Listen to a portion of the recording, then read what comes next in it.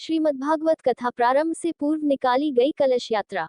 सिलवानी शुक्रवार को श्रीमद् भागवत महापुराण कथा प्रारंभ से पूर्व भव्य कलश शोभा यात्रा निकाली गई, जो कि नगर के काठिया मंदिर से प्रारंभ होकर कथा स्थल मां बिजासन मंदिर पहुंची। इस दौरान भव्य कलश शोभा यात्रा का नगर में कई जगह स्वागत हुआ। श्रीमद् भागवत महापुराण कथा का आयोजन नगर के वार्ड नंबर 9 मां बिजासन मंदिर में किया जा रहा है। इस शोभा यात्रा में सभी वर्गों के लोगों ने बढ़ चढ़कर हिस्सा लिया। पंडित अभिषेक शास्त्री के मुखारविंद से प्रथम दिन श्रीमद् भागवत कथा की महत्ता पर विस्तार से प्रकाश डाला। उन्होंने कहा कि बिनु प्रतीति हुई नहीं प्रीति, अर्थात महात्म्य ज्ञान के बिना प्रेम चिरंजीव नहीं होता, अस्थायी हो जाता है। धुंधकारी चरित्र पर प्रकाश डालते हुए कहा कि आत्मसात कर ले तो जीवन से सारी उलझने समाप्त हो जाएगी।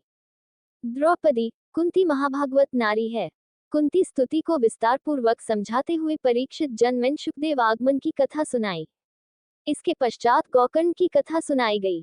शास्त्री ने कहा कि भगवान की लीला अपरंपार है। वे अपनी लीलाओं के माध्यम से मनुष्य व देवताओं के धर्मानुसार आचरण करने के लिए प्रेरित करते हैं। श्रीमद्भागवत कथा के महत्व को समझाते हुए कहा कि भागवत कथा में जीवन का सार तत्व मौजूद है। आवश्यकता है निर्मल मन और स्थिर चित्त के साथ कथा श्रवण करने की। भागवत श्रवण से मनुष्य को परमानंद की प्राप्ति होती है।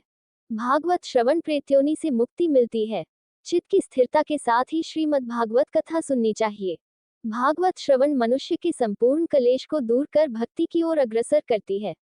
उन्होंने अच्छे और बुरे कर्मों की परिणति को विस्तार से समझाते हुए आत्मदेव के पुत्र धुंधकारी और गौमाता के पुत्र गोकर्ण के कर्मों के बारे में विस्तार से वृतांत समझाया और धुंधकारी द्वारा एकाग्रता पूर्ण भागवत कथा श्रवण से प्रेत्योनि से मुक्ति बताई, तो वही धुंधकारी की माता द्वारा संत प्रसाद का अनादर कर छल कपट से पुत्र प्राप्ति और उसके बुरे परिणाम को समझाया।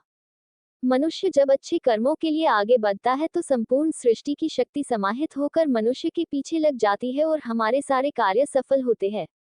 ठीक उसी तरह बुरे कर्मों की राह के दौरान संपूर्ण बुरी शक्तियां हमारे साथ हो जाती है। इस दौरान मनुष्य को निर्णय करना होता कि उसे किस राह पर चलना है। छल और छलावा ज्यादा दिन नहीं चलता। छल रूपी खटाई से दूध हमेशा फटेगा।